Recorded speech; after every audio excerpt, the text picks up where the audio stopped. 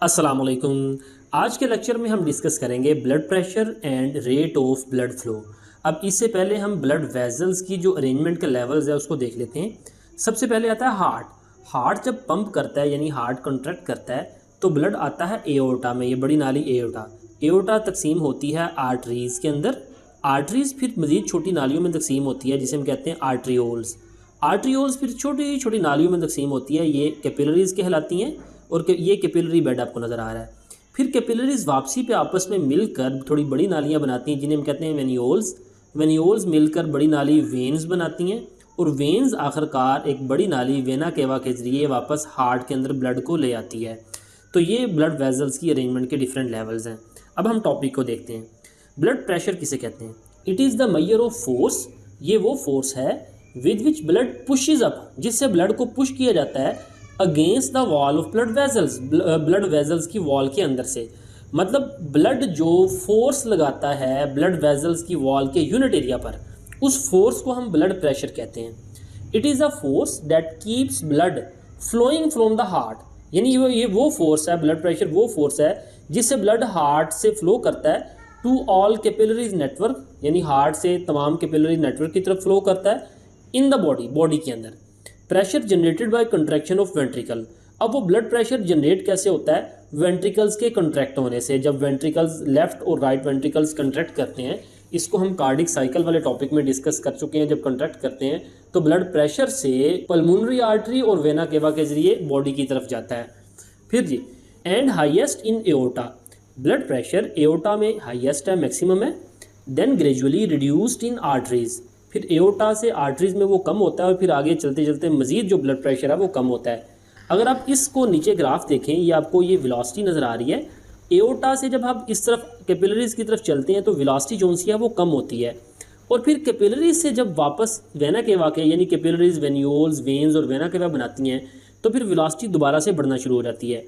जबकि अगर हम क्रॉस सेक्शनल एरिया को देखें तो एओर्टा के अंदर क्रॉस सेक्शनल एरिया मिनिमम है, और जब वो जैसे जैसे ब्लड कैपिलरीज में आता है तो कैपिलरीज में क्रॉस सेक्शन एरिया मैक्सिमम होता है और फिर दोबारा वेना केवा की तरफ जाते वो कम होता जाता है। अब हम नेक्स्ट देखते हैं पल्स को। The walls of arteries are elastic. ये हम लास्ट टॉपिक में पढ़ चुके हैं कि आर्टरीज की वॉल्स वेन्स की निस्बत ज़्यादा इलास्टिक होती हैं। And flow of blood stretch them.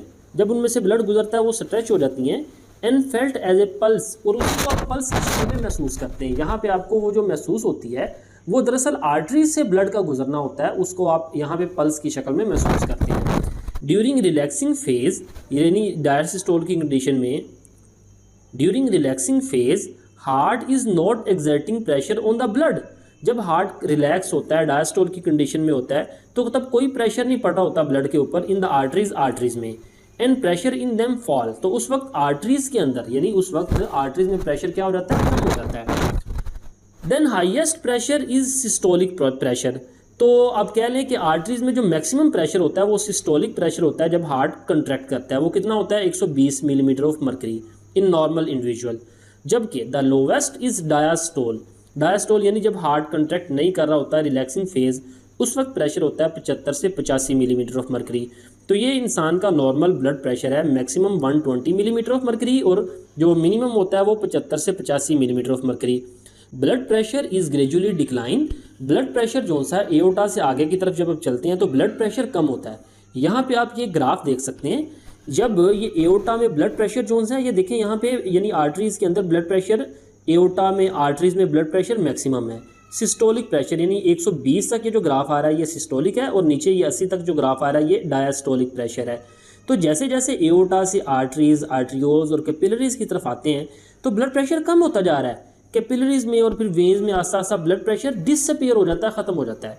याद रखें, ब्लड प्रेशर तो आगे जाते जाते कम होता है, लेकिन जो ब्लड का फ्लो है, ब्लड का फ्लो कैपिलरीज के अंदर जब आती है ना, आता है ब्लड, तो वो ब्लड का फ्लो कम होता है, जबकि आगे फिर वेना केवा में ब्लड का फ्लो फिर ज़्यादा होता है। अब कैपिलरीज में ब्लड का फ्लो यानी ब्लड की स्पीड कम क्यों होती है? क्योंकि यहाँ पे देखिए क्रॉस सेक्शनल एरिया बहुत ज़्यादा होता है। एओर्टा की निस्बत कैपिलरीज का क्रॉस सेक्शनल एरिया बहुत ज़्यादा होता है, जिसकी वजह से ब्लड का जो फ्लो है, जो ब्लड की स्पीड है, वो एओर्टा की निस्बत कैपिलरीज में कम होती है। और फिर दोबारा से क्रॉस सेक्शनल एरिया कम होता है और ब्लड की स्पीड दोबारा से जो है वो वेन्स और वेना केवा में बढ़ती जाती है। नेक्स्ट हम देखते हैं why blood pressure is decline in systemic circuit. Systemic circuit से मुराद है जब ब्लड हार्ट से पूरी बॉडी की तरफ जाता है तो ब्लड प्रेशर आस्ता आस्ता यानी ग्रेजुअली कम क्यों होता है। The decline of blood pressure in the successive part of the systemic circuit is the result of friction between blood and wall of blood vessel. Blood और वॉल ऑफ ब्लड वेसल में friction की वजह से blood pressure क्या होता है, कम होता है। Thus blood moves from region of high to lower pressure, क्योंकि हार्ट से जब ब्लड एओर्टा में आता है तो वो प्रेशर से पंप किया जाता है, तो फिर आगे आगे जब जाता है तो प्रेशर कम होता है, तो लिहाजा blood high to lower pressure की तरफ मूव करता है। इस वजह से ब्लड प्रेशर आस्ता आस्ता क्या होता जाता है, कम होता है। यहाँ पे आप देखें इस ग्राफ में जब ये एओर्टा के अंदर है, एओर्टा में मैक्सिमम है, अब इस तरफ आते आते ब्लड प्रेशर क्या होता जाता है, कम होता है। इवन कि कैपिलरीज, वेन्स और वेना केवा में वो ब्लड प्रेशर डिसअपीयर हो जाता है, ख़त्म हो जाता है। Other changes along the route of blood flow, दूसरी चेंजेस जो ब्लड फ्लो के रूट में होती हैं, difference between systolic and diastolic pressure continue to diminish. यहाँ पे देखें ये सिस्टोलिक और डायस्टोलिक में जो फ़र्क है ये कंटिन्यू डिमिनिश, आस्ता आस्ता कम होता जाता है, डिमिनिश होता जाता है, until it disappear in capillaries and veins. और यहाँ पे देखें ये कैपिलरीज और वेन्स के अंदर ये ब्लड प्रेशर आस्ता आस्ता कम होता होता डिसअपीयर हो जाता है, ख़त्म हो जाता है। Second change, rate of blood flow falls in arteries and arterioles. अब इसको गौर से समझिएगा, ये ब्लड फ्लो की बात हो रही है, ब्लड प्रेशर की बात नहीं हो रही। ब्लड प्रेशर तो हमने देख लिया कि एओर्टा से नेक्स्ट जोन है वो कम होता है, लेकिन जो ब्लड फ्लो है वो आर्टरीज और आर्ट्रियोल्स में कहता है वो कम होता है, यानी एओर्टा से इन आर्टरीज और आर्ट्रियोल में ब्लड फ्लो कम होता है। Lowest in the capillaries, capillaries में ब्लड फ्लो का जो रेट है यानी खून के गुजरना वो लोवेस्ट होता है।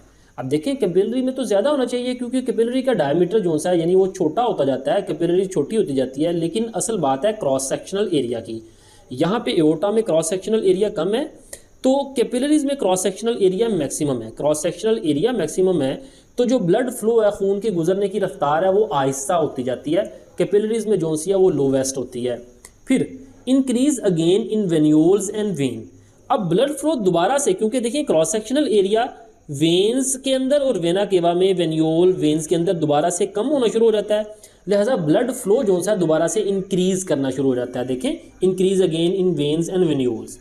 These changes in the rate of blood flow result from the change in the total cross sectional area of vessel system. तो ये जो चेंजेस है ना, यानी आर्टरीज और आर्ट्रियोल में ब्लड फ्लो का कम होना, कैपिलरीज में मिनिमम, फिर वेन्यूल और वेन्स में दोबारा से ब्लड फ्लो तेज़ होना, ये किस वजह से है, क्रॉस सेक्शनल एरिया की चेंजेस की वजह से। लास्ट में हम देखते हैं how the flow of blood in when is maintained.